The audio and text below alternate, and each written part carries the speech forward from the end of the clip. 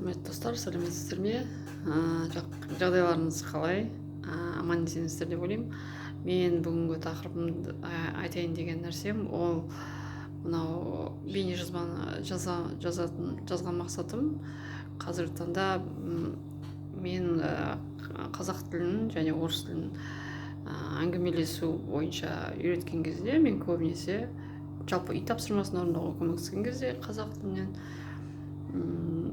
жалпы тіл үйреткен кезде мына эссе жазудың, эссені жазып үйренудің, оны құрылымын білуді, маңыздылығын айтқым келіп тұр. Мен оны өзім жалпы ойлап тапқан жоқпын, ойыма келді да, соны солай істесе қалай болады деп. Өйткені адам өз ойын айтқан кезде көбірек жақсырақ жаттайды да, мысалы жаңағы стандартты сабаққа қарағанда қалыпты жаттау керек, жаттағың келмейді, ешқандай таба болмайды. Ал өзің бір ойыңды айту керек, сосын ол керек болатын жағдайда тезірек үйренесің. Мысалы мен орыс сыныбында сабақ бердім бір қызға, оқушыға. Сол кезде ол мен айтамын да, сөздік жүргіземіз деп, сіз білмейтін сөздерді, яғни жаңа сөздер тақырып бойынша да, және де сіз білмейтін сөздер. Сол кезде мен былай сұраймын да, сізге сөз керек па, жазамыз ба, әлде жазбаймыз ба деп. Сосын айтады ол, я жазамыз, я жазбаймыз. Ол мысалы керек емес деп та. Сол сияқты сол эссе жазу жақсы және нәтижеге тез алып келеді. Жаңағы бұл жерде эссе 3 бөліктен тұрады, білмейтін адамдар болатын болса, оқушылар болатын болса, кіріспе бөлімі, яғни тақырып алынады, тақырып бойынша ол тақырып мысалы нені көздейді, мысалы ол дегеніміз не, мысалы не үшін керек. Сосын негізгі бөлім болады, ол бір абзацтан, азат жолдан немесе 2 азат жолдан болуы мүмкін. Ол жерде менің пікірімше деп, мысалы біріншіден былай ойлаймын, екіншіден былай ойлаймын деп жазады оқушы. Сосын оқушы немесе маман, сосын қорытынды бөлім соңында ол қорытынды не айтуға болады, яғни бұл тақырыпты біз шешу үшін былай жасау керекпіз, немесе мына нәрсе өмірде керек емес деп айтамыз да. Сөйтіп адам өз жеке субъективті ойын айтады, солай үйренеді. Сосын бұл өз ойын айту жалпы балаларды кішкентай кезінен басталады, адамда жалпы. Мысалы бізде кішкентай кезімізден мысалы 80-90 жылдары ойымыз сұрамаған. Енді бұл жерде тағы айта кету керек, барлық үйде емес, барлық ата-ана емес, барлық балаларда емес, отбасылар бар, жаңағы кішкентай баланың ойын сұрайтын. Сен қалай ойлайсың, сен мына мәселені қалай шешесің деп сұрайтын отбасылар бар, бірақ сұрамайтындар бар. Бөлмеңе бар, сен не білесің, сен дым білмейсің, осыған керек емес, сен әлі шеше алмайсың, мен болмасам ешкімсің сен деп осылай басып тастайды баланы. Әлі кішкентайсың деп. Ол негізі дұрыс емес, өте қате. Мектептен барғаннан бастап, тіпті балабақшадан бастап солай сұрау керек пікірін баланы. Сонда бала ерік жігері болады, қайратты, мықты болады, өзіне сенімді болады. Сосын өз орнын маңызды екен, өзінің ойын маңызды екен білетін болады, қорықпайтын болады. Сосын сөздік қоры көп болады. Сосын әрбір адам ол тұлға, кішкентай болса да, үлкен болса да ол тұлға. Онымен санасу керек міндетті түрде. Мысалы бәріне ұнау мүмкін емес, бәріне ұнамау да мүмкін емес. Яғни бір жаңағы ортақ шешімге келіп, ортақ ойды айтып, ортақ бір нәтиже шығару бәріне де керек, сол мақсатта жұмыс істеу керек. Сондықтан да жаппау керек ата-ана тарапынан, бұл жерде мысалы сол кезде ол өте маңызды. Үйде қазақша сөйлеу, сосын жаңағы сөздік жүргізу, грамматиканы жүргізген кезде мен бөлек жүргіземін дәптерді.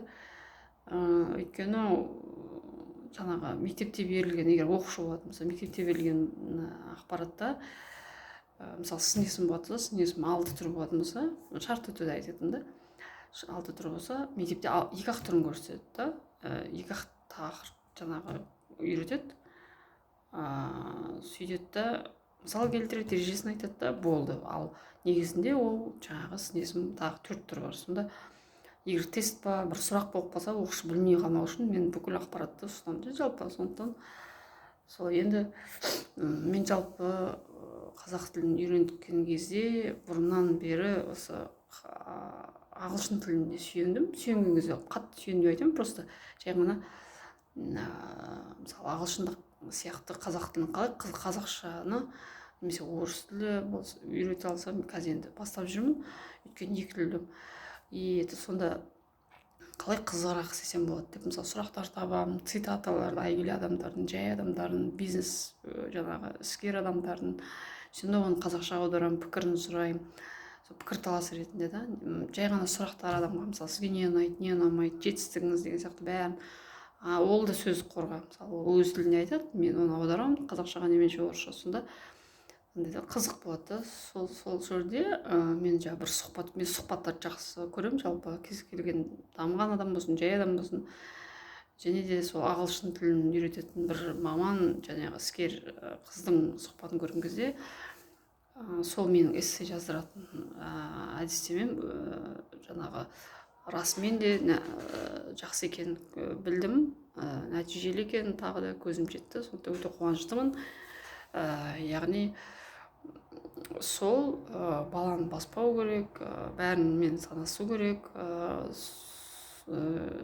айта алу керек, бала ашылу керек.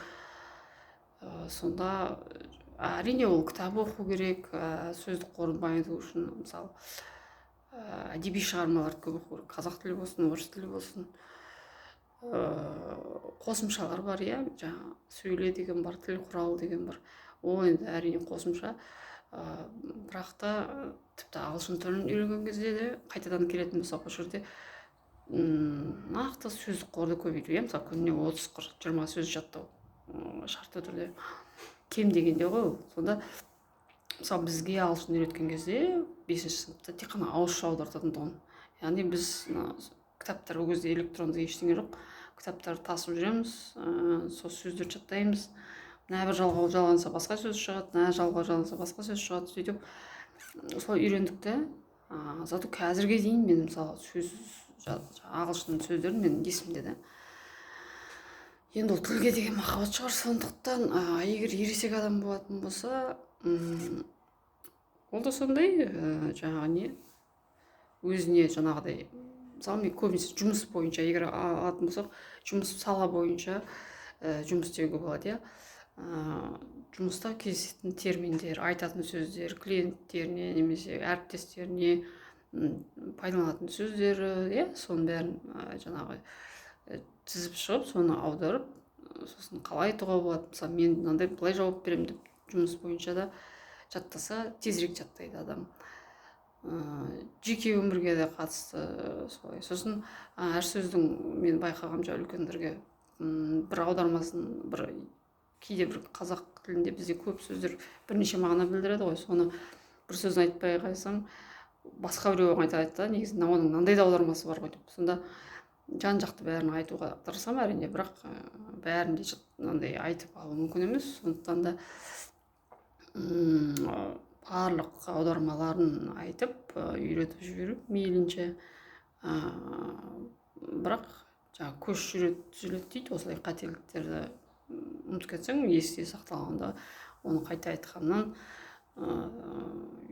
не жоқ, жаңағы үлкен бір қателік жоқ. Сондықтан да сол баланы жаппайық, балалар дамысын, еркін болсын, қорықпай, тілін жаттықтырып, егер кішкентай бала баратын болса, балабақшаға баратын, оларды ауыз қуысына арналған жаттығулар бар, соны және де сүйек мүжу керек екен. Сонда сөздер нақты айтады. Сосын кітап оқу керек та, оқыған кезде жылдам оқу емес, мәнерлеп оқу.